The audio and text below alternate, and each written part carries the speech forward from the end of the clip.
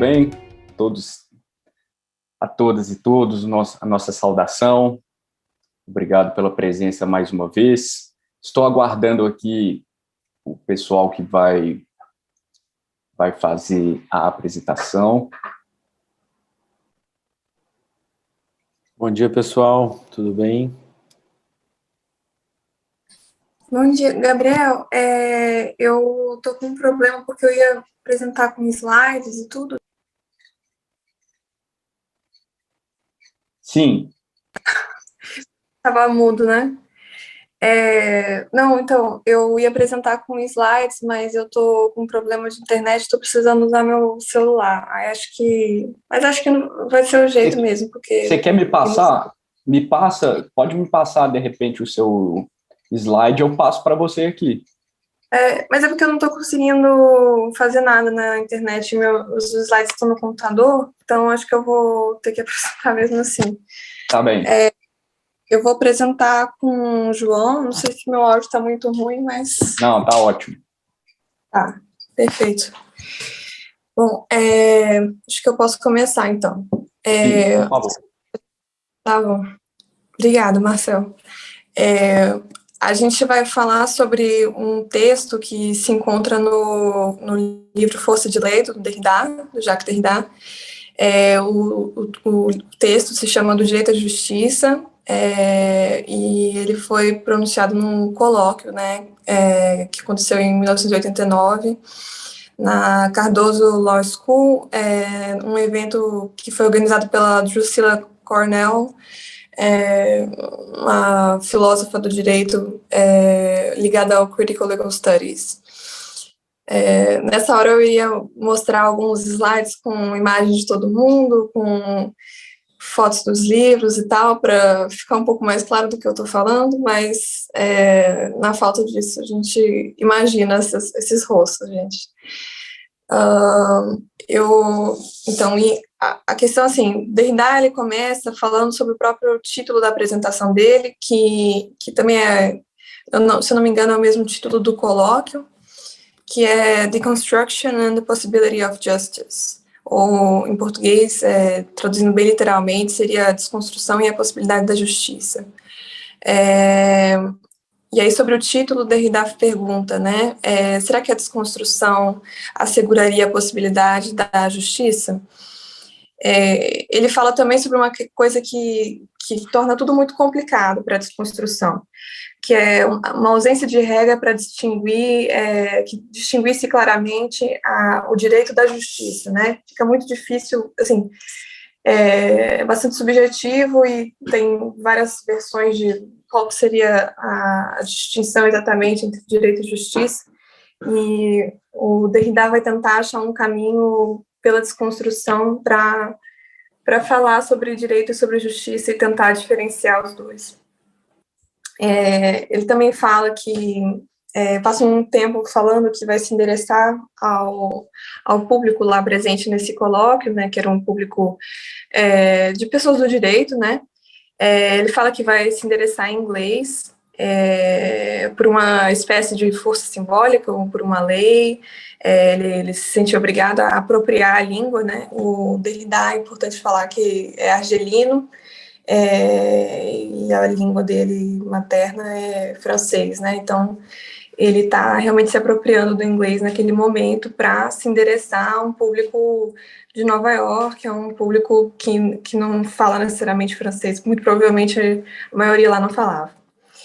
Ele fala também que seria julgado mais justo, que é justo falar a língua da maioria, sobretudo quando, vou ler aqui direitinho, é mais justo falar a língua da maioria, sobretudo quando, por hospitalidade, essa dá a palavra ao estrangeiro, né? Então ele está realmente se colocando ali como um estrangeiro naquele momento, sendo esse argelino, que já era um certo estrangeiro na França, e que ali é um estrangeiro, ainda mais estrangeiro, né, nos Estados Unidos. O Derrida, nesse texto, ele está muito preocupado com questões de língua e de idioma, né? Então, ele vai focar em algumas expressões que que eu vou comentar aqui. A primeira delas é to enforce the law, que, sei lá, em português seria algo como aplicar a lei à força, enfim. E nessa expressão do inglês, ele acha interessante como a força ela está essencialmente implicada no próprio conceito de justiça, né? Enquanto o direito, a força e o direito estão muito ligados nessa expressão. O direito precisa ser aplicado pela força, né? Precisa ser enforced. E aí ele faz uma outra pergunta, né, uma outra provocação, como que é possível distinguir a força de lei da violência injusta, né, da violência tirânica, da violência que está além da lei, ou enfim. Uma outra expressão que ele vai comentar, eu gostaria de que vocês pudessem ver essas palavras, porque são palavras estrangeiras, né, e vocês não necessariamente têm familiaridade com esses termos, mas a próxima expressão é uma expressão do alemão, que é Gewalt, que tem dois significados muito diferentes, né, que são traduzido normalmente como violência, mas que não designa só a violência, mas também o que seria um poder legítimo, uma autoridade, uma força pública, né, uma força do direito. Obrigado, João. O público colocou no chat, acho que vocês conseguem ver, se vocês quiserem, como se escreve. O Derrida também fala retoma Heidegger, quando Heidegger retoma Heráclito, que ele mostra como, para Heráclito, a justiça e o direito vinham da palavra eris, que, enfim, diz respeito que designava conflito, discórdia, polemos, Kampf, Streit, e uma outra palavra também designava injustiça, né? A palavra de justiça e direito tinha essa relação em Heráclito. Uma outra questão que o Derrida comenta, ainda sobre essa questão da força, é sobre o caráter diferencial da força, né? Para a filosofia do Derrida tem uma questão bastante importante, que é a questão da différence. E ele mostra ali que a força ela funciona como uma différence, né? Ela é que a différence teria uma força, né? Ele define différence naquele momento como uma força diferida ou diferente. Gostaria também de poder colocar suas palavras para vocês visualizarem, mas não tem ele escreve de uma maneira particular, Derrida, a palavra différence, né, que é diferença em português, mas ele escreve ele troca uma das letras, enfim, longa coisa, mas mais ou menos por aí. Aí chega numa parte bastante interessante para mim, que ele fala que o lugar mais próprio da desconstrução, que é uma... Opa, muito obrigada. Gabriel colocou no chat. Ele fala também de uma questão para mim muito interessante, que é sobre ele designa o lugar mais próprio da desconstrução como sendo a problemática do direito e da justiça, da lei. Ele fala que, assim, apesar de a desconstrução estar normalmente ligada, né, à filosofia, Derrida era um filósofo e tudo. Obrigada, Bachu. Ele coloca o lugar da desconstrução como esse lugar do direito, né, que para a gente é interessante, né, porque abre uma outra perspectiva de como pensar o direito, enfim.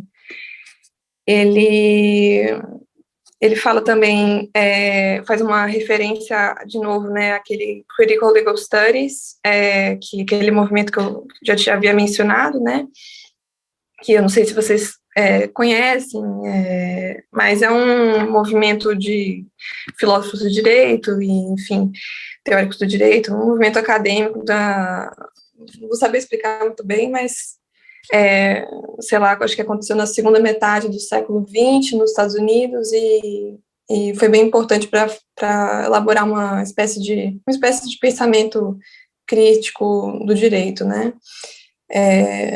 Sobre isso tem um livro do Roberto Mangabeira Unger, caso alguém se interesse, que trata dessa questão. Aí Derrida menciona Stanley Fish, Barbara Hurston Smith, enfim, esses nomes aí, né?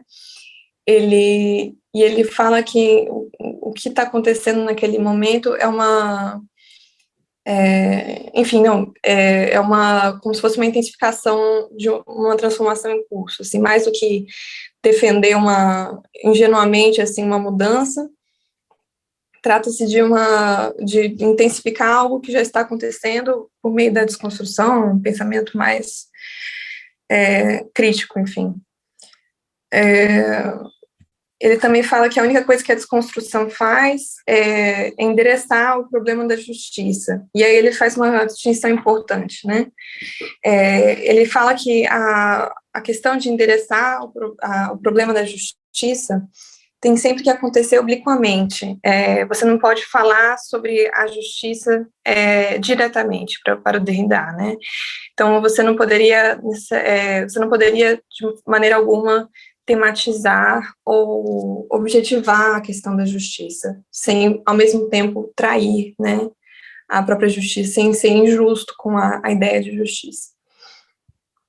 Aí ele vai também falar sobre a relação entre justiça e linguagem, né, que, enfim, vocês podem ver que é uma questão recorrente, assim, na fala do Derrida, a questão da linguagem. Ele fala que antes da justiça havia o logos, né, como sendo uma linguagem, uma língua. E ele fala que no começo terá havido a força, porque, enfim, ele faz essa relação entre logos e força. Ele também fala sobre o exercício da força na própria linguagem, e a partir daí ele vai comentar sobre o Pascal, sobre os pensamentos do Pascal, os pensées. Ele comenta um trecho que eu gostaria de ler para vocês, né, que estaria aqui, enfim, que é mais ou menos o seguinte: é justo que aquilo que é justo seja seguido. É necessário que aquilo que é forte seja seguido.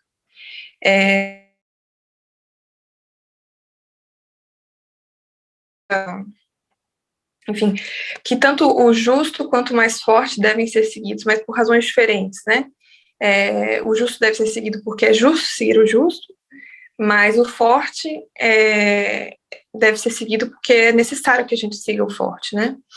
Ele também fala que a justiça sem a força é impotente, e que a força sem a justiça é tirânica, normalmente traçando essa relação entre justiça e força, né?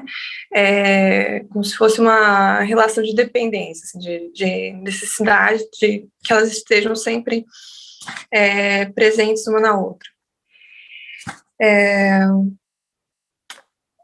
E mais tarde ele fala sobre como o Pascal retoma o Montaigne, quando o Pascal fala sobre o fundamento místico da autoridade,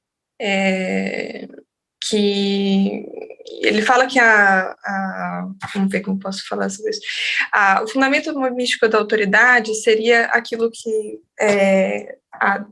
seria o costume, né? O direito, ele não poderia, assim, ele só se apoiaria no costume. A gente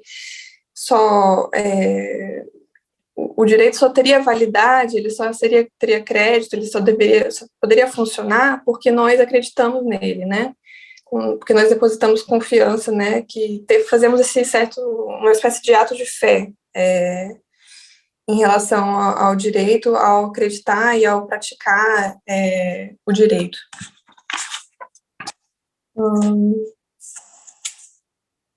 Então, aqui ele fala também: as leis se mantêm em crédito porque são leis, é o fundamento místico da autoridade, essa maneira como as leis só se mantêm em crédito porque elas são leis e porque a gente acredita nelas, né? Enfim, deixa eu ver.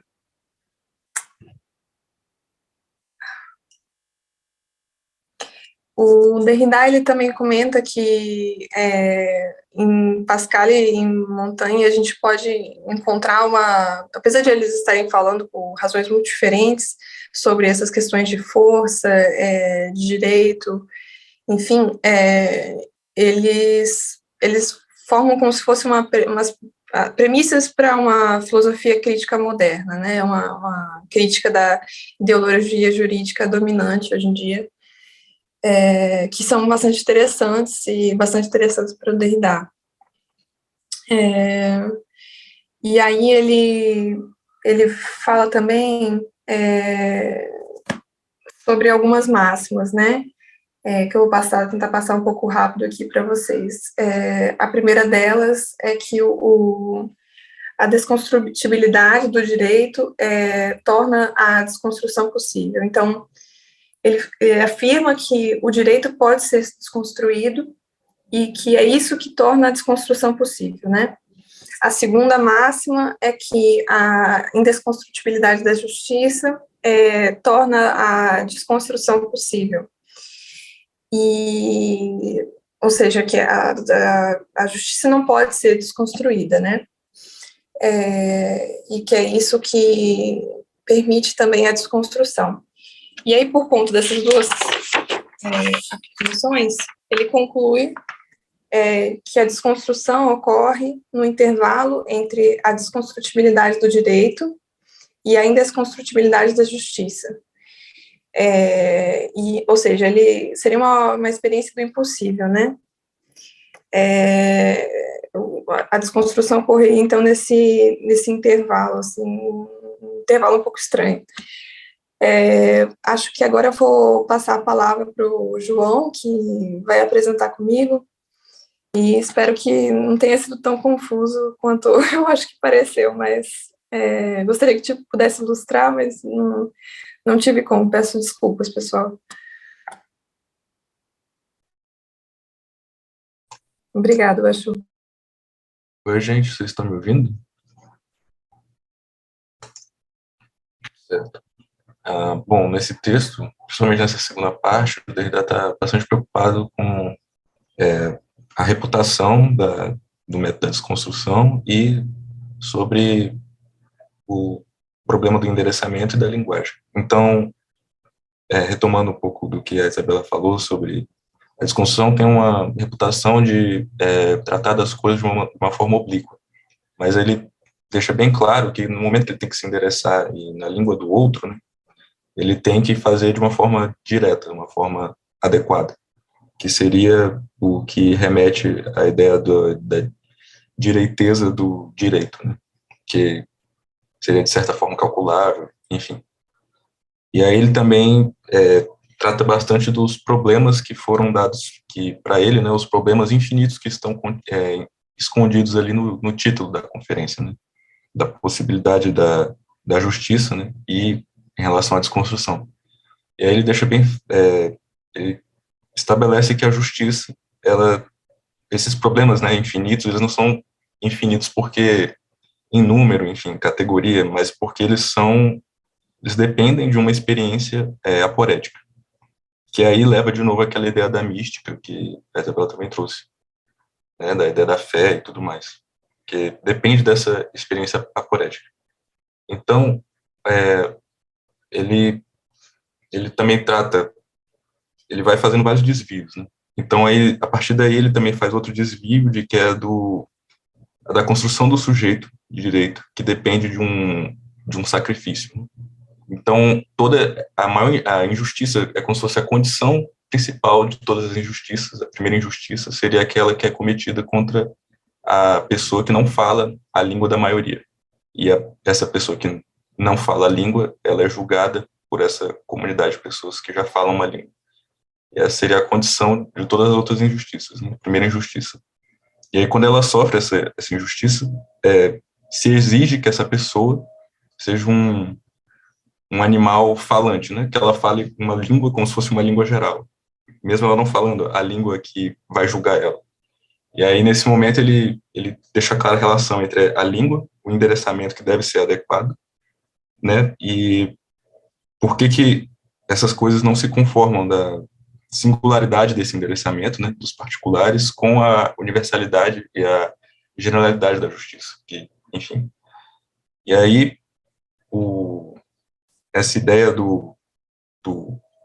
da pessoa com um sujeito que não é sujeito, porque ela não domina aquela língua, ela acaba sendo vista como se fosse um animal, né, que é um ser vivo, mas não se encontra naquela capacidade de sujeito. E aí ele remete à ideia do sacrifício carnívoro como essencial para a estrutura da subjetividade, né, de toda essa situação para a pessoa ser sujeito de direito, enfim, para mostrar esse distanciamento da justiça e do direito.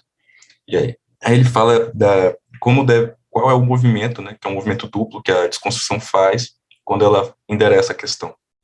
Que o primeiro movimento é a ideia de uma responsabilidade sem limites. Então, parece que a desconstrução daria é só aparente, né? Que a desconstrução daria um álibi, para a pessoa afirmar que não deve ter uma responsabilidade diante de uma aporia, ou seja, uma situação de injustiça, em que se faz um apelo à justiça. Né? Ele também deixa isso claro, que a justiça vem como um apelo, né?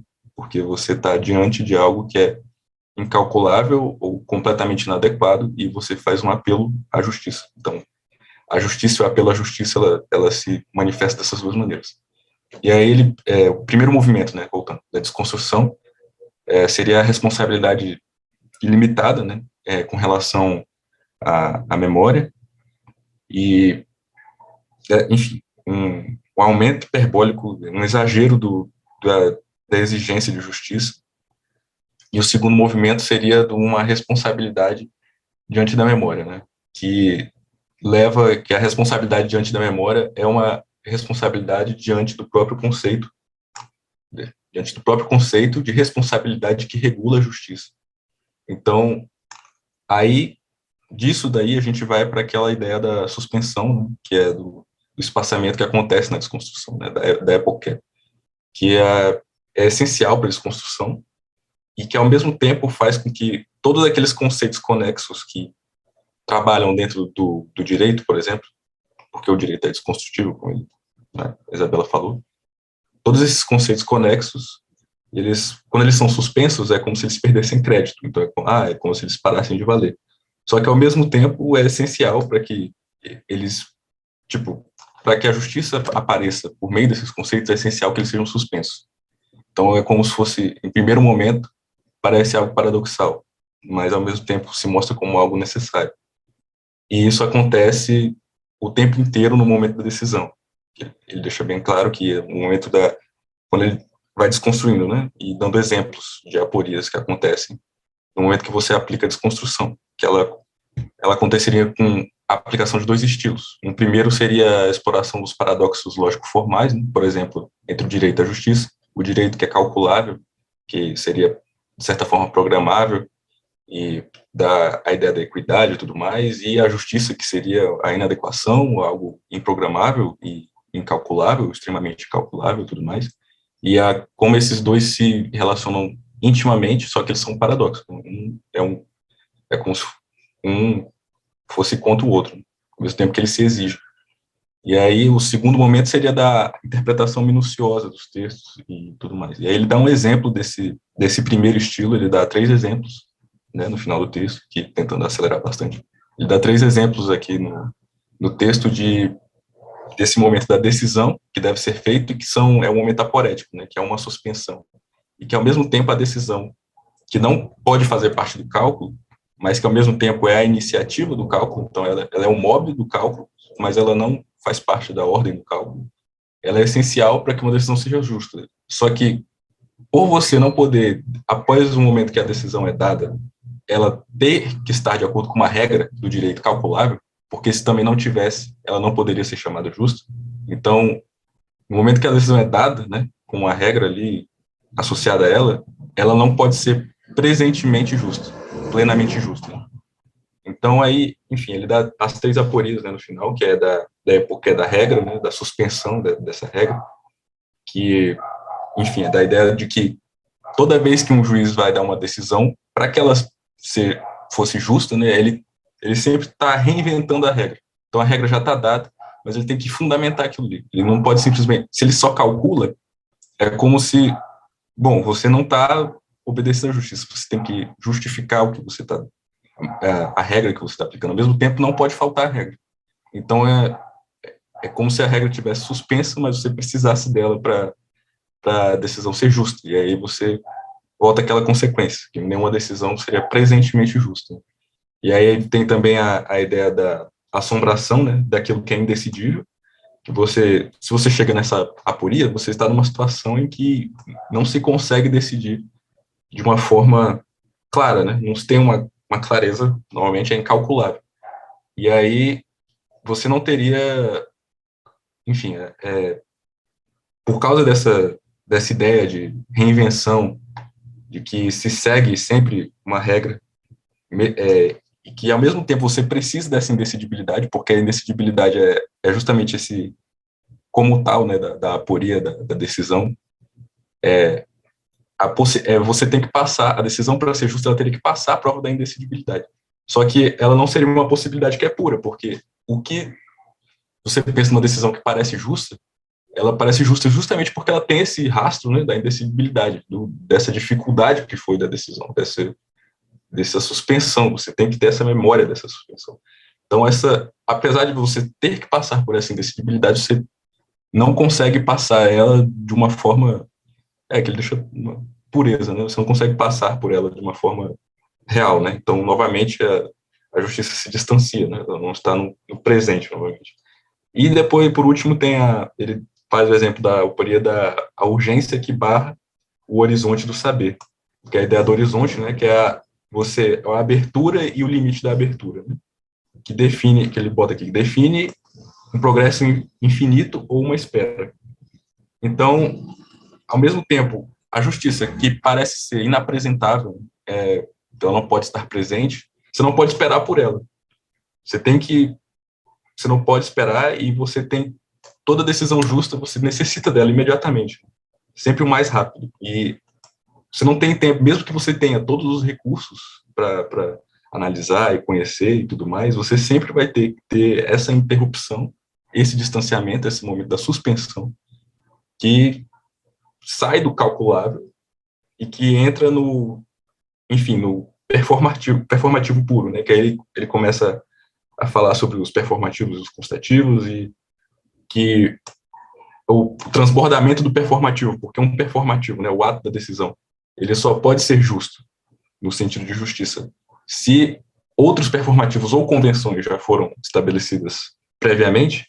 Então, esse performativo, ele barra o horizonte, né, de expectativa da justiça. E aí, por isso que ele termina aqui, outro pulo que eu estou dando aqui, por isso que ele termina o texto deixando bem claro que a justiça não teria um futuro, né?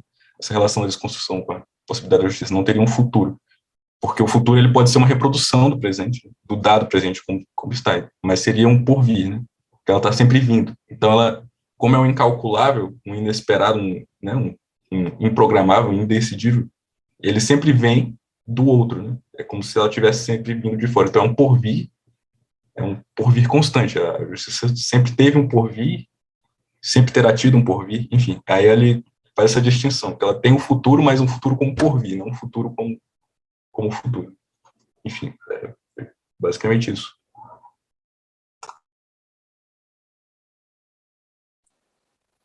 Excelente, João e Isabela, meus parabéns. Muito bom mesmo. Nível muito alto da discussão.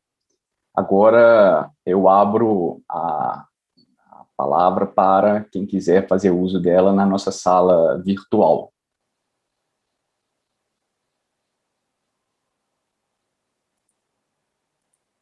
Isso aí, pessoal. Parabéns. Super competente a apresentação de vocês, mas vamos agora abrir para perguntas e intervenções, reações, tudo o que vocês quiserem falar para a gente começar a discussão aqui.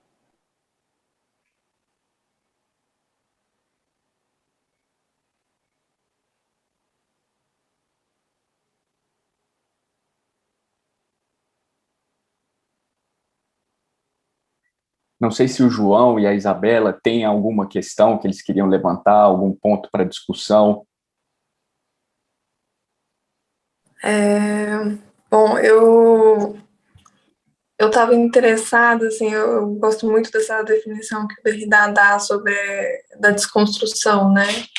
E, enfim, eu acho que o Gabriel, por exemplo, está bastante familiarizado com essa definição. Eu ia perguntar se ele gostaria de falar mais sobre isso, ou não sei, alguém que tem interesse em falar sobre essa definição que o Derrida traça para desconstrução no Força de Lei. Você sabe que eu ia fazer a mesma provocação, sabe? Assim, tipo, o que vocês entendem por desconstrução? Que desconstruir é desfazer um negócio. Jogando fora o direito, jogando fora o sistema, jogando tudo fora. Alguém tem algum palpite, intuição? Seguindo essa provocação da Isa.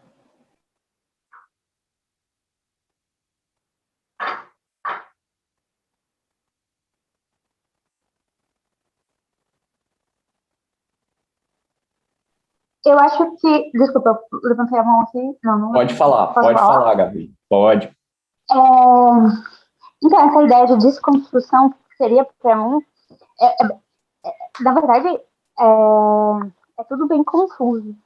Mas, assim, eu acredito que tenha muito a ver com uma historiazinha, eu acho que eu já até falei aqui, do monge que a pessoa chegava com uma xícara cheia, aí o monge começava a colocar o chá e de repente a xícara transbordava, aí a pessoa não entendia, aí ele falou, a sua xícara já está cheia, então não tem como eu colocar mais nenhum chá porque não cabe. Eu acho que, para mim, essa desconstrução estaria mais ou menos relacionada a isso.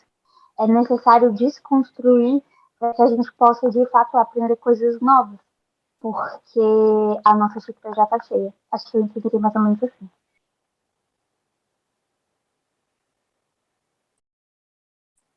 Bem colocado, Gabriela. Uma analogia interessante que você está propondo aí. Eu acho que tem alguma coisa a ver com isso mesmo, sendo sincero. Mas vamos discutindo um pouco mais. Quem mais quer colocar alguma questão ou então reagir a essa provocação da Isabela e do Pachu?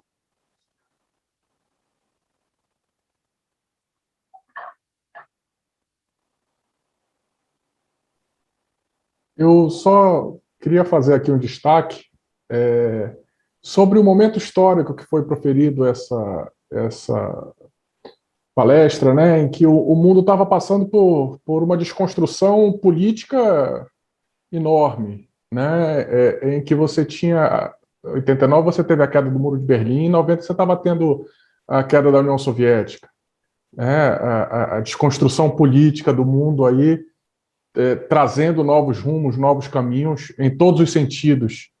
Eu acho que isso também pode ser relevante aí no nosso debate, na nossa conversa. Posso? Vai lá, Diogo. Eu estava quieto até chegar no DR. Não, acho que até assim... chegar no quê? Até chegar no Derrida, eu estava quieto. Fiquei quieto esse semestre. Não, primeiro, parabéns aí para a Isabela e para o João pela apresentação. O texto como todo o texto do Derrida, ele é muito cheio de jogo de palavras e tal. Ele é bem complicado mesmo de tentar traduzir assim didaticamente. Mas eu acho que aí é a desconstrução mesmo de uma ideia normativa de justiça, né? Eu acho que o que ele está querendo dizer é que não é possível aprender, e o direito muito menos é capaz disso, de que em determinada situação você vai conseguir realizar a justiça no presente. E a ideia de você, de alguma forma, ele coloca em duas maneiras, né? Ele faz um apelo ao misticismo da justiça e a singularidade, né? Que é o outro que acha que algo é justo ou injusto. E acho que a maneira de fazer isso é justamente não ter uma ideia normativa de que o direito ele vai conseguir, seja pela via que seja, fazer a justiça, mas sim a experiência vivida que pode resultar na história de fato, no porvir, numa justiça. É o que eu entendo do texto, um pouco, o texto realmente não é um texto fácil, mas eu acho que É por aí que ele tenta encaixar a desconstrução. Então, você tem que desconstruir esse ideal de justiça. Ele até fala, no final do texto, nessa coisa de que as disputas emancipatórias, as lutas emancipatórias, etc., elas são naturalmente perentas, assim. Você nunca vai ter uma emancipação para sempre, né? Então, assim, acho que a ideia da justiça tem a ver um pouco também com isso. Você nunca vai chegar num ponto em que você realmente achou a fórmula e isso vai ser justiça dali em diante. Se você seguir aquele caminho, você vai vai realizar a justiça. E pelo contrário, né? Quem tenta fazer isso, na verdade, está fazendo uma violência. Na verdade, provavelmente está fazendo uma injustiça, né? Acho que é isso. Excelente, Diogo. Bom ponto, assim, muito bom ponto. Vou passar a palavra para o Aderruan. Me escutam bem? Sim. Reagindo à provocação do professor Bachu, bom, primeiro, eu até estava, enquanto na apresentação da Isabela, eu estava relendo a passagem do 26 ao 27, e estava justamente com isso em mente, sobre o que seria desconstrução. Eu não sei bem o que é construção em Derrida, enfim, poderia até ter pesquisado antes, enfim, mas não fiz. Mas olhando ali a parte, principalmente entre as páginas 26 e 27, quando ele faz essa relação entre que o direito é desconstruível e a justiça é a desconstrução, me parece muito que desconstrução não é a primeira eliminação total, né? Me parece que é mais uma, como é que eu posso dizer, uma decomposição. Pode ler o trecho para mim, por favor, Aderruan? Deixa eu só pegar exatamente aqui.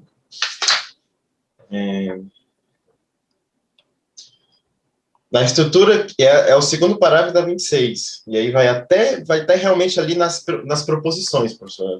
Não sei se... aí, na estrutura que eu assim descrevo, o direito é essencialmente desconstruível. Ou porque ele é fundado, isto é, construído sobre camadas textuais, interpretáveis e transformáveis. E aí me dá a ideia de que realmente a desconstrução ela só é possível sobre aquilo que pode ser formado inicialmente em camadas textuais e que pode ser transformáveis, né? Ou seja, algo como se fosse até uma decomposição, que eu podia fatiar ou colocar por etapas, ou seja, uma coisa até analítica, né? Em categorias analíticas, coisa que o direito é, em si, né? A gente sabe. E por isso que a justiça não seria, essa foi a minha leitura, não seria desconstruível, e sim a desconstrução, porque ela provoca a desconstrução no direito, né? Quando ela acontece, ela decompõe o direito, ela mostra aquilo que o direito não pegou, ela mostra aquilo que o direito está falhando, e talvez até reorienta o código do direito para que, enfim, para que tome um rumo de A ou B. Bom, eu vi mais ou menos assim essa leitura de desconstrução. Não sei se desconstrução é isso em Derrida, mas eu começaria por aí. Obrigado.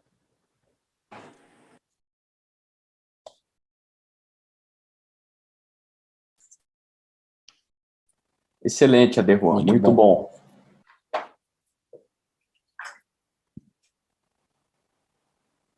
Bons inputs, gente. Vamos lá. Quem mais está com a mão levantada? Pode falar. Tá só iPhone. Pode desculpa. falar. Pode mudar. Lucas. É você, iPhone. Vai lá. Professor, também, já que os colegas se animaram a dizer que não sabem o que é desconstrução, ia ficar calado que eu também não sei. Mas já que eles disseram que não sabem, eu também não sei. Mas me surgiu assim uma comparação com uma referência meio pop, não sei nem se é adequado, mas é com a figura assim da drag queen, que ela se monta e se desmonta. Aí quando ela se monta de uma forma, e com aquilo ela realça algumas coisas e esconde outras, mas quando você desmonta também, ela não acaba completamente. Ainda existe alguma coisa ali nela, né, que muitas vezes é o real significado da decisão. Eu falo isso porque eu tinha uma colega que sempre falava que a gente, das profissões jurídicas, a gente é quase que uma drag queen, a gente bota assim um terno, a gente faz umas citações, a gente se monta de um bocado de coisas, mas muitas vezes realmente o que importou para aquela decisão que a gente vai tomar é uma coisa que a gente não está explicitando, a gente não está, digamos assim, trazendo tanto à tona, mas no fundo foi a real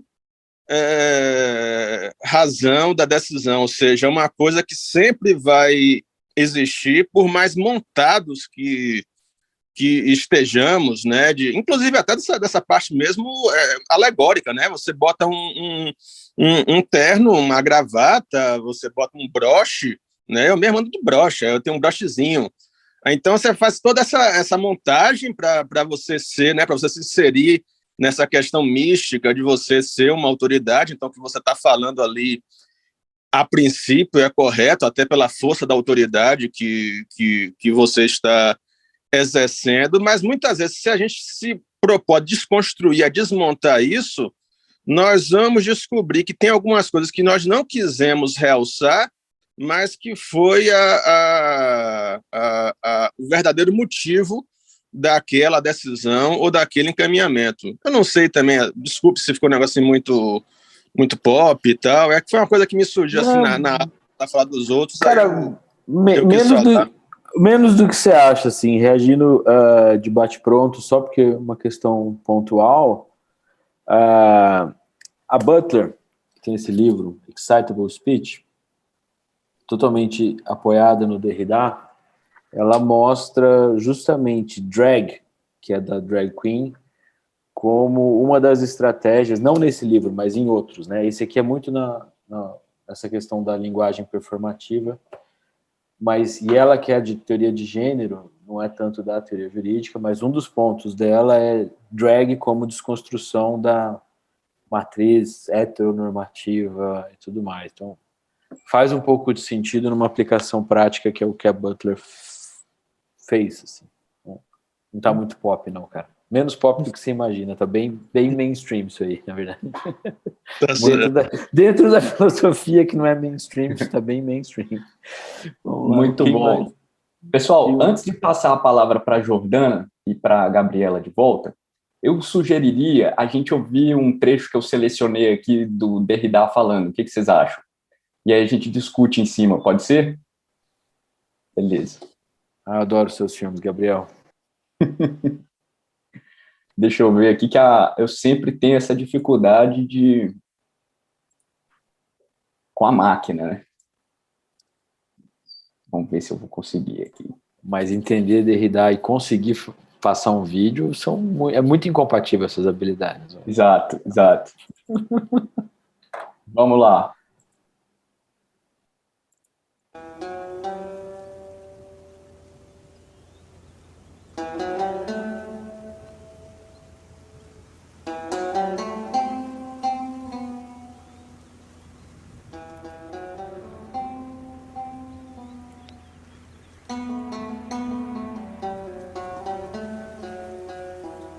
Ce qui vient à moi depuis longtemps, sous le nom de l'écriture, de la déconstruction, du phallogocentrisme, etc., n'a pas pu ne pas procéder de cette étrange référence à un ailleurs. L'enfance, l'au-delà de la Méditerranée, la culture française, l'Europe finalement. Il s'agit de penser à partir de ce passage de la limite. L'ailleurs, même quand il est très près, c'est toujours l'au-delà d'une limite. Mais en soi, on a l'ailleurs dans le cœur, on l'a dans le corps. Et c'est ça que veut dire l'ailleurs. L'ailleurs est ici. Si l'ailleurs était ailleurs, ça ne serait pas un ailleurs.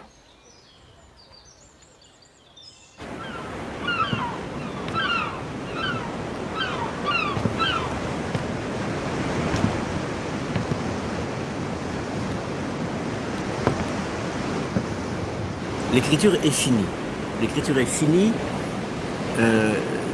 ça veut dire que de toute façon, dès qu'il y a inscription, il y a nécessairement sélection.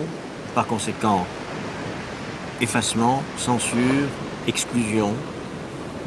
Et quoi que je dise maintenant de l'écriture, de ce thème, comme vous disiez, de l'écriture, qui m'a occupé de façon un peu privilégiée de toute ma vie, si on peut dire, en tout cas, depuis que j'écris.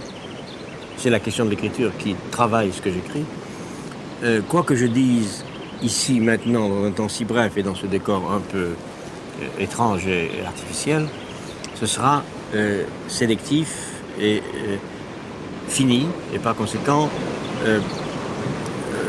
autant marqué par l'exclusion, par le silence, par le non-dit, que par ce que je dirais. Vous êtes en train, vous, d'écrire, c'est-à-dire d'inscrire des images que vous allez à votre tour, comme on dit, monter, éditer, comme on dit dans ce pays, c'est-à-dire sélectionner, couper, coller.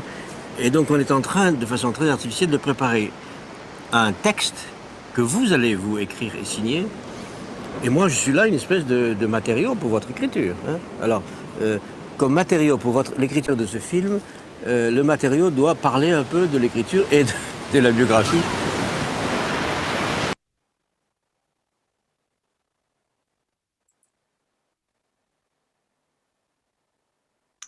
Acho que esclareceu, né?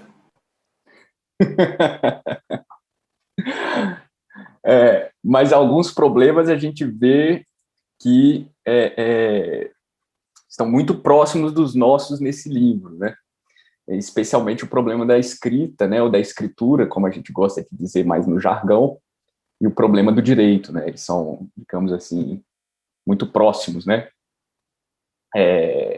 Vou passar a palavra para Jordana. Gabriela está na minha frente, professor. Acho que a Gabi abriu antes. Então vai lá, Gabi. É porque o professor passa primeiro para quem não falou e depois... Então vocês que mandam. Pode falar.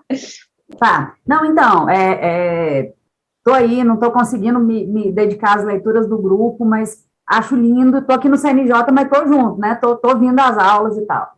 E aí, primeiro, falar para a Isabela que você arrasou, e eu tô lembrando do que o professor Bachur me falou numa aula que a gente teve de metodologia, foi quando eu fui apresentar o projeto, né? Autocrítica o tempo inteiro, comecei falando que eu não ia, né? E ele falou, olha, seja mais feminista. Então é isso aí, amiga, dou o mesmo conselho, certo? Você arrasou, tipo, anotei várias coisas, vou ler, porque realmente você me instigou a entender melhor esse cara, né? E, então, falar isso, o amigo da drag também, genial, isso, né, que ele trouxe pra gente, e agora até me perdi depois desse vídeo, Gabriel, porque é isso, é escrita, né, eu tô nesse processo aí difícil pra caramba, tentando qualificar, tentando deixar de ser desqualificada, enfim, mais para isso mesmo, para falar para a Isabela e para agradecer por fazer parte aí desse grupo, apesar de não estar tão ativa. É isso, galera. Obrigado, Jordana, muito boa a sua intervenção, excelente. Gabi, sua vez. Continuando ainda na polêmica do desconstruir, né? Da questão, o desconstruir seria deixar tudo de lado e começar tudo do zero, ou não, né? Aí vem essa analogia com relação ao drag. Assim, pensando bem filosoficamente, né? Bem profundamente, aquilo que um dia foi, nunca vai deixar de ser. Ele é etapa necessária para que a gente alcance o outro, né? Alcance a nova forma. Por mais parecido que possa ser, ele nunca vai ser igual ao que era. Então, eu acredito que a desconstrução seja assim, por mais desconstruído que esteja, o antes foi necessário para que pudesse se construir um novo. É quase como se fosse lentes. Você precisava de uma experiência anterior para que você pudesse ver além. Se você não tivesse tido, você não conseguiria fazer essa reconstrução. É um caminho necessário. Só que aí vem a questão do desapego. Você precisa, porque o desconstruir não é apenas você seguir em frente e deixar para trás. Tem uma questão de apego a uma certa verdade, né? Você teve todo um trabalho, você se construiu toda naquela ideia e você precisa deixar ela para você entender uma outra completamente diferente. Sei lá, você foi criado na Idade Média e a justiça para você é você lá fazer a pessoa apanhar até ela falar que ela se confessou. Aí você deixar isso que você entendeu que era verdade para você absorver a pessoa, porque existem outras formas de se fazer, é difícil. Então, é você deixar uma verdade para que uma outra substitua. E daí, essa questão é muito difícil, porque você precisa abandonar crenças e preceitos que você aprendeu em toda a sua vida. Então, eu acho que tem muito essa questão da capacidade de deixar ir. E também tem uma noção do fragmentado, né? Porque muitas vezes a gente se apega a uma ideia, se apega a um conhecimento, e ele fica sendo a verdade. Só que a gente esquece que a verdade ela é fragmentada no mundo. Muitas vezes o fragmento que a gente tem nem é a própria verdade. Então, tem essa questão. Às vezes, um fragmento diferente possa significar mais a verdade do que aquele que a gente tem. É isso que eu queria considerar. Boa, Gabriela. Ótima intervenção. Vamos ouvir o Alessandro. Muito legal esse debate, faz a gente pensar, né? E eu acho que a desconstrução também passa por entender dois conceitos muito distintos, mas que precisam caminhar juntos. A justiça é um conceito moral, né? A justiça, a ideia de justiça, ela é um conceito moral, né? A ideia de lei é um conceito objetivo, ou precisa ser um conceito objetivo. Nós precisamos ter na lei, na ideia de lei, na ideia do direito, algo mais objetivo, para que não sejamos, para que não caminhemos em caminhos morais, né? Que não deixemos que as decisões morais tomem conta do direito em si, né? Será que essa desconstrução também não passa por isso? Não passa por trazer ou tentar afastar essa autoridade da lei, né? E aí a imposição do conceito de autoridade proveniente da lei, para que se possa tentar alcançar ou trazer para esse conceito objetivo essas imposições morais ou esses conceitos morais da sociedade, né? Eu falei há pouco que passava por momentos de transformação social muito grande. Tinha havido aí uma grande mudança social no mundo inteiro, né? Na Europa principalmente, com a queda do Muro de Berlim em 1989. Então, a autoridade sofria uma grande discussão, o conceito de autoridade sofria uma grande discussão, uma grande desconstrução, né? E a justiça e a lei caminhavam nisso, ou caminham sempre juntas, mas sob pelo menos na minha visão, sob dois pontos de vista bem distintos entre si. Um moral e o outro mais objetivo, mais específico. Eu não sei se eu consegui me fazer entender, mas tá pegando fogo aqui a cabeça e a culpa sempre é de vocês. Muito bom, Alessandro, muito bom. Eu acho que uma parte da resposta passa um pouco pelo que você está dizendo mesmo, sem dúvida. Vou passar a palavra para o professor Bachu para resolver as questões de vocês, mas eu queria fazer uma pergunta, deixar uma outra pergunta para o Bachu, para todo mundo, para a Isabela, para o João. O que essa desconstrução teria de diferente da genealogia do Foucault que a gente estudou nos 2 últimos encontros? O que teria, se é que dá para a gente pensar alguma diferença entre essas duas abordagens aí? A batata quente está contigo, Bachu. Boa. Bom, gente, excelentes seminários, excelentes intervenções. Quer falar um pouco antes, Adejuan? Tem um ponto? Mas acho que queria uma pergunta para o senhor, já que o senhor vai resolver tudo. O senhor está no céu, mas manda ver. Olha só, Fala, tem uma cara. passagem. Ele está falando ali na página 56, que ele é um trechozinho que me chamou muita atenção, eu até fiz umas anotações sobre ele, que ele fala assim: a politização, por exemplo, é interminável, mesmo que ela não possa ou não deva nunca ser total.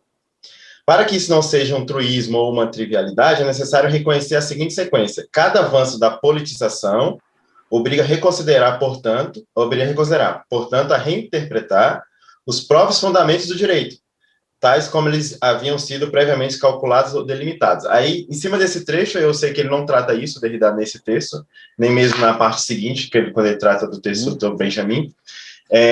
Eu só queria fazer uma pergunta para o senhor, para você, professor, se a gente, nessa ideia de desconstrução que a gente está vendo, que a gente está analisando na justiça, se também a política seria, para Derrida, uma desconstrução para o direito. É essa a pergunta. Só pergunta tranquila, né? Não. Bom, cara, mas as intervenções de vocês foram todas muito, muito boas, gente. Assim, acho que realmente a gente está amadurecendo, não sei, assim, como professor, a gente vê das primeiras reuniões com o Habermas e Luhmann para agora, eu vejo, pelo menos, uma maturidade muito progressiva de todo mundo nas intervenções, de como estão se aprofundando no texto, né? Então, o que é importante a gente falar? Assim? O que eu acho que deveria ser a mensagem do grupo, da leitura de hoje, para a gente não avançar um pouco além do senso comum do que se diz sobre Derrida, né? Tipo de que, em geral, desconstrução desconstruir o direito, não tem fundamento, desconstrói a metafísica, larga tudo para trás, sair um pouco disso. Isso é uma leitura muito divulgada, né? O Habermas tem uma responsabilidade muito grande nisso.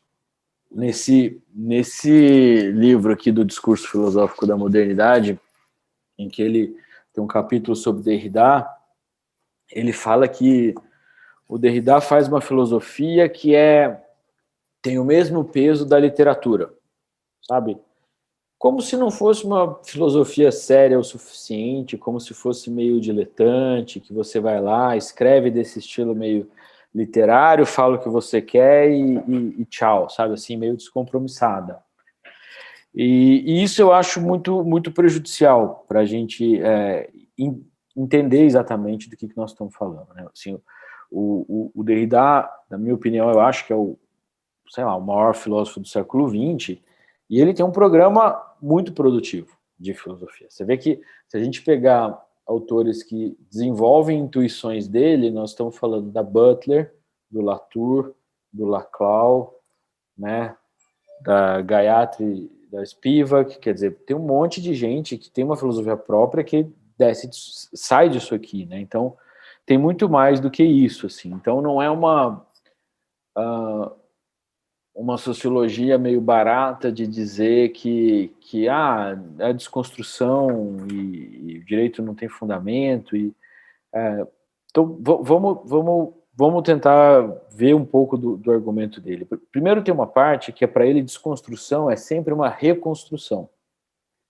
Então, já tem que desfazer essa ideia de que é desconstruir pelo desconstruir. É diferente de leituras, vamos dizer, mais marxistas e dogmáticas do direito, que falam, por exemplo, vocês lembram desse texto da graduação do Ferdinand Lassalle, dizendo que a Constituição são os fatores reais de poder, quer dizer, direito é violência, não tem nada ali além disso, é só violência, é dominação fática, e o direito serve para dominação de classe. Então, isso é vamos dizer, um olhar externo que desvaloriza a forma jurídica, não reconhece a autonomia da forma jurídica e fala, isso não vale nada. Não é nada disso que a gente está falando com o Derrida, né? Ele, em diversas entrevistas, fala que toda desconstrução é uma reconstrução. A Gabi pegou um pouco essa parte na fala dela, né, que a gente, às vezes, precisa desmontar algo para entrar e ver como está construído por dentro, isso já é uma reconstrução. Mas então, o que nós estamos desmontando?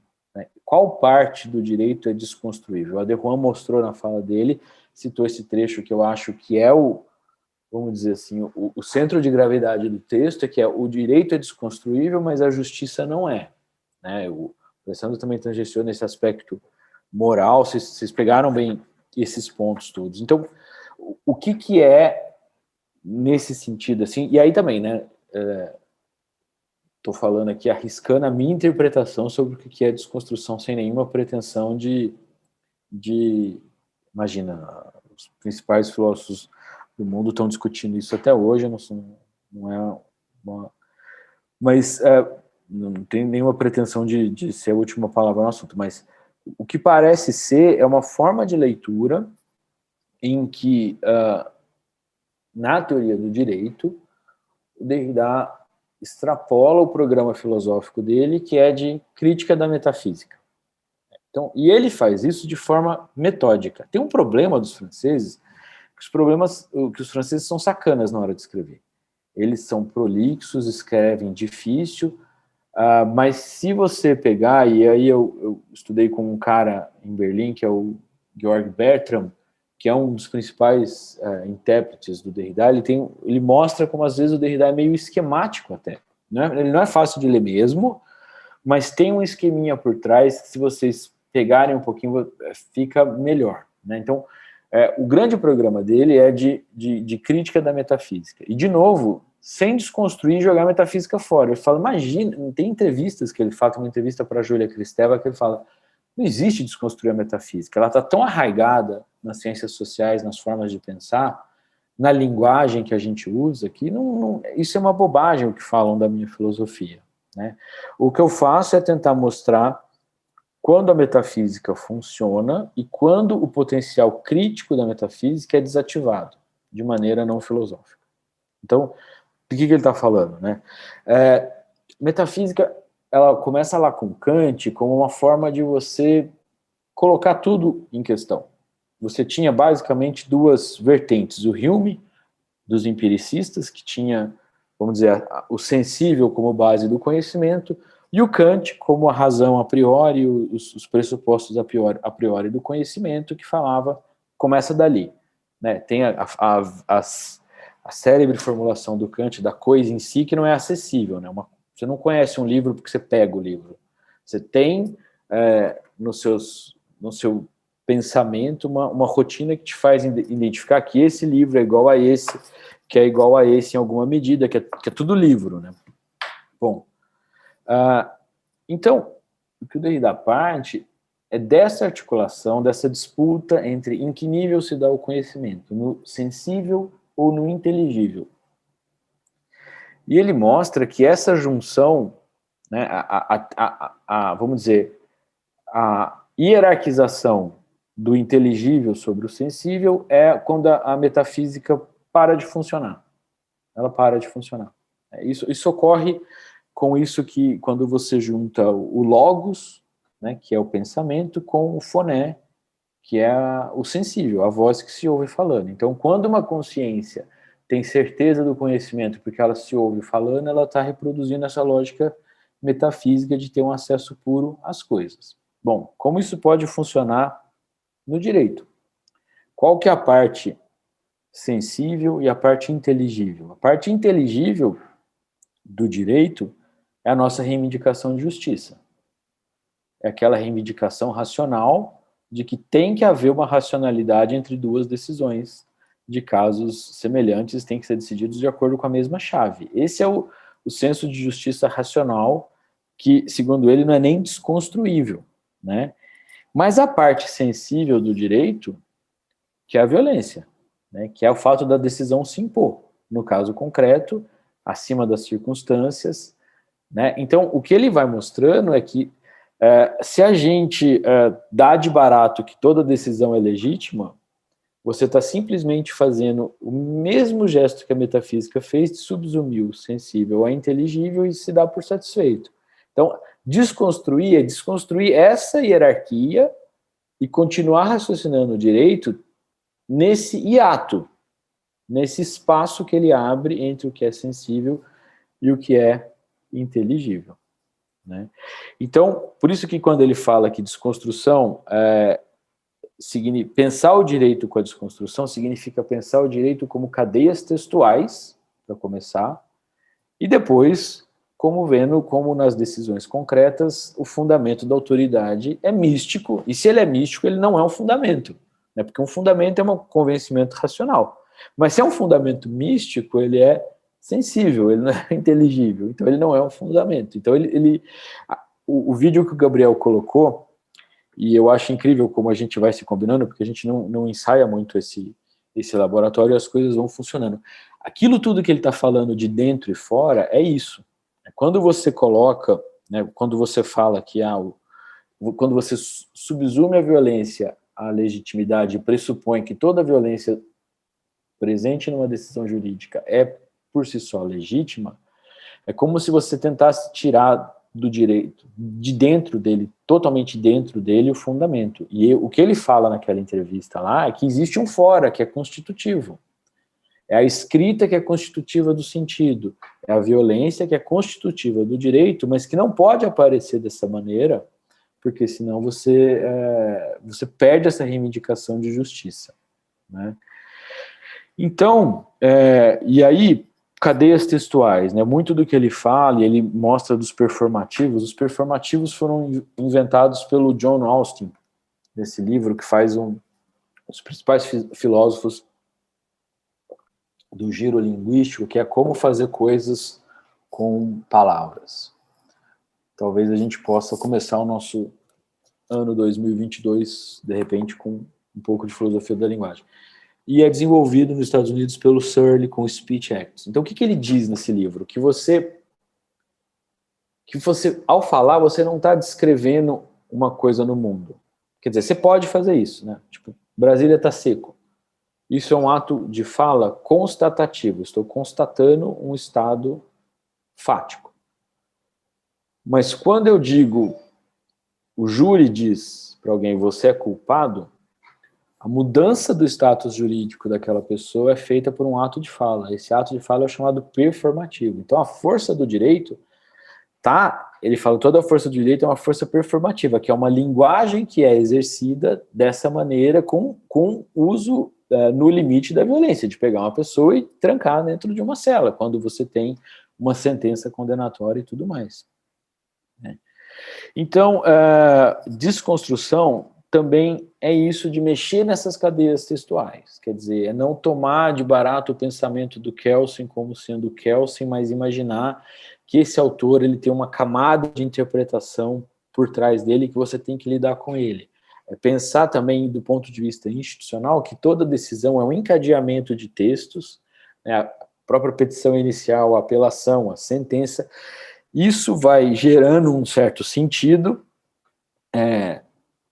e vai concretizando essa força performativa que é na forma como o direito se manifesta na prática, né?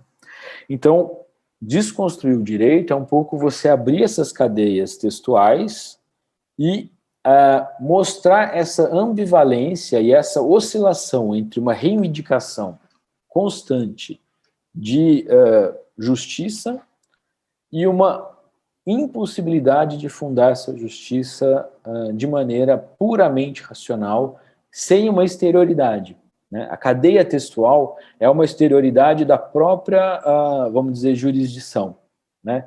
O operador do direito, aquele que dá uma sentença, não é um trabalho mental em que ele acessa uma dimensão de justiça e, meu Deus, vou decidir o caso dessa maneira e vem um raio. Não, vocês são operadores do direito, é cadeia textual, né? Você faz uma petição inicial, tem um técnico que faz um parecer, você tem o perito, dentro da administração isso é muito claro, né? Então isso vai formando uma cadeia textual que é uma exterioridade ao sentido de justiça, né? E você pode desconstruir, porque vê que essa cadeia é contingente, ela não tem um fundamento intrínseco, uma direção intrínseca, e ela pode ser, de fato, desfeita de forma a você identificar os momentos em que foram tomadas decisões que poderiam ser tomadas de outra maneira e que vão progredindo nessa cadeia e que por isso vai tornando cada vez mais místico um pouco essa fundamentação. Tem um texto do Luhmann que ajuda a entender isso, que é o 12º Camelo, é sobre o papel da justiça. Eu acho que eu mencionei isso para vocês no primeiro semestre, mas o que ele está dizendo, ele se pergunta sobre justiça, como é que ela funciona, né? E ele dá o exemplo de uma anedota matemática usada no ensino médio, famosa, de um beduíno num país árabe que deixa sua herança para os 3 filhos, dizendo que o primeiro filho fica com metade dos camelos, o segundo filho com 1/4 e o terceiro filho com 1/6, né? Só que o beduíno morre, o danado do beduíno morre com 11 camelos.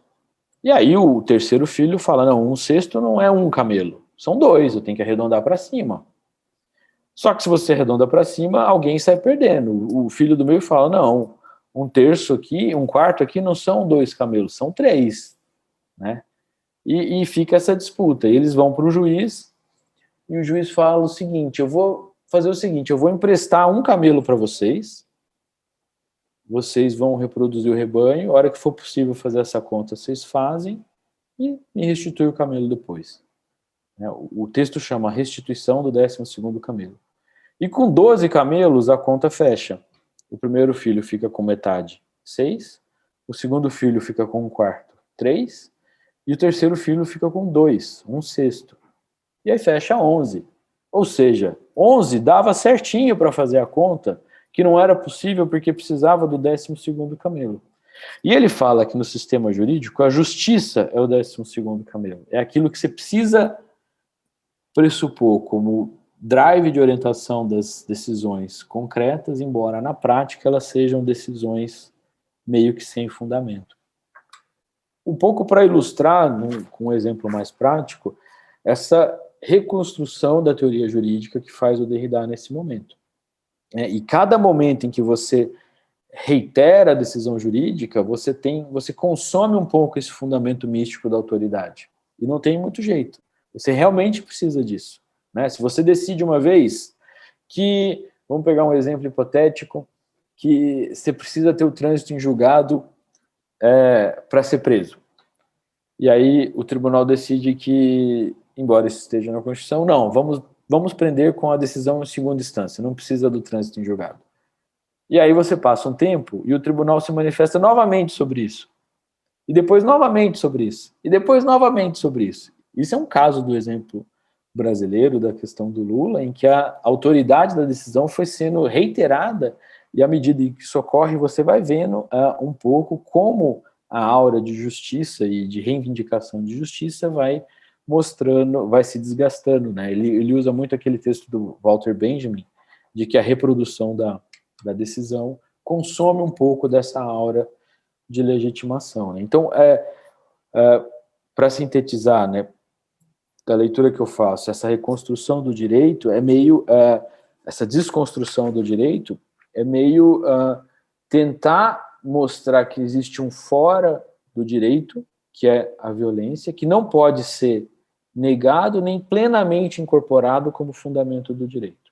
E que toda reflexão tem que fazer essa oscilação entre esses dois pontos. Diferente dos marxistas, ele não dilui o direito na faticidade da violência. E diferente dos juristas puros, ele não dilui a faticidade da violência numa pressuposição constante de legitimidade.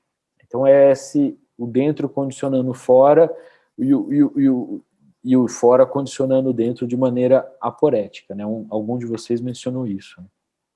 E para fechar a genealogia, eu acho que há um parentesco muito mais claro do que os dois autores reconheceriam, tanto Foucault quanto Derrida, né? Porque um dos programas do Foucault também é o de reconstruir a forma como, sei lá, os saberes, as ordens discursivas são estruturadas de um ponto de vista histórico, sempre sob essa pressuposição, né, de noções e de ideias metafísicas. Então, a ideia da genealogia do Foucault Foucault, que é reconstruir documentalmente, por exemplo, como a linguagem, a gramática, a estrutura, o sentido, as ciências biológicas e tudo mais, eu acho que tem, embora os métodos sejam diferentes, porque o Foucault faz muito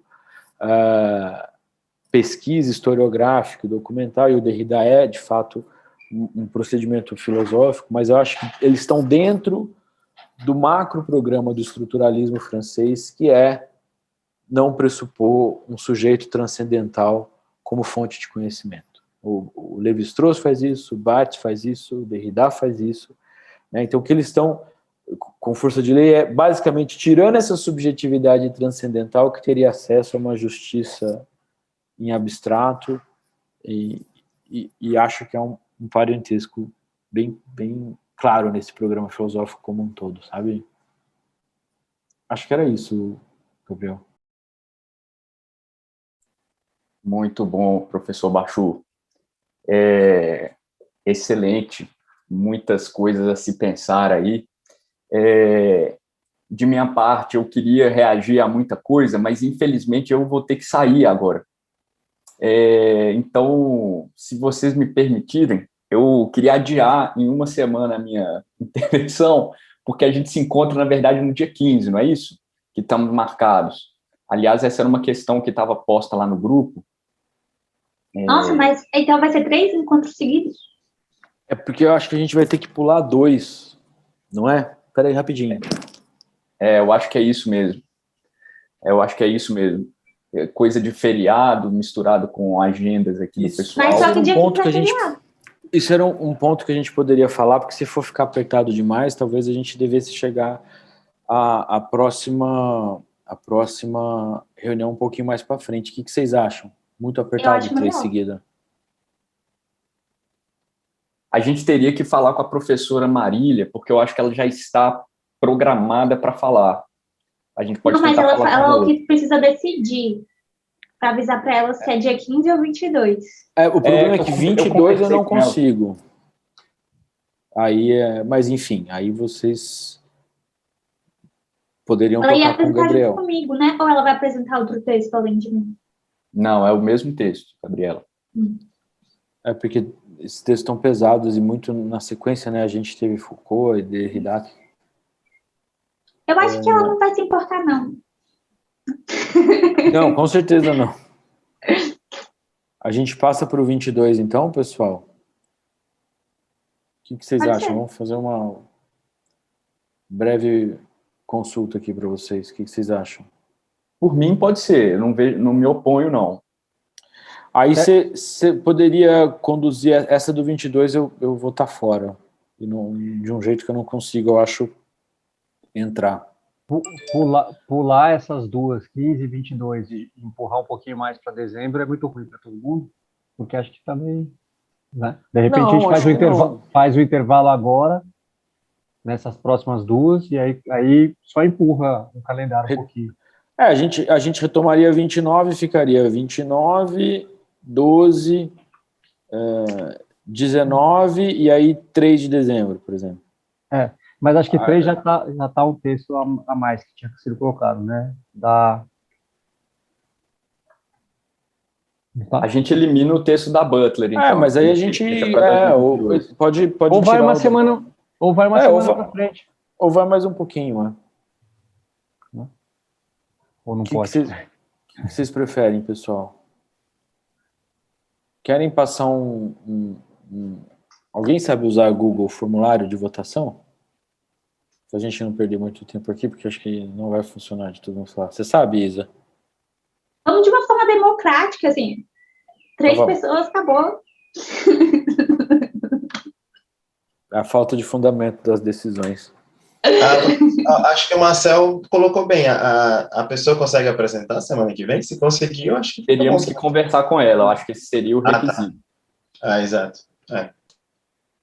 Não, mas é porque o bom do nosso grupo é que vocês estão conseguindo ler e fazer intervenções. Eu acho que está um pouco talvez fique apertado mesmo. Foucault, Derrida e Latour já enfiado, assim. Não sei o que vocês acham. Eu acho que é muita coisa para a gente digerir. Também, eu apresentaria semana que vem. Eu acho que tá muito corrido. Entendi. Então tá bom. Então a gente vai pro 29, é isso? Vamos pular 2, então? Tá bem.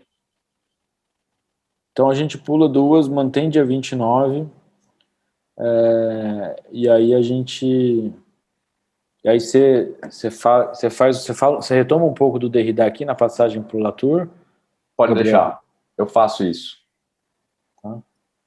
Porque aí do Latour seria bom se a gente realmente ler esse texto todo e entrasse numa discussão mais profunda mesmo. Ok. Ficamos assim então, gente? Ficamos. E aí lá em dezembro a gente avalia. Se a gente estiver com gás, a gente faz a Butler também. Se todo mundo tiver esguelado de Zoom, a gente pedala para o próximo semestre. Ótimo. Então é isso, pessoal. Agradecendo de novo a nossa conexão Itália aí com a Isabela, ao João. O nosso muito obrigado. Vocês, alunos de graduação, muito apresentaram com um nível muito elevado. Nosso obrigado. Nosso orgulho aí. E vamos nos ver, então, daqui a 2 semanas, né? No dia 29. 3 semanas. Isso. Ótimo. Pessoal, forte abraço, então. Obrigado pela presença novamente. Valeu, pessoal. Um abraço para todo mundo. Tchau, tchau.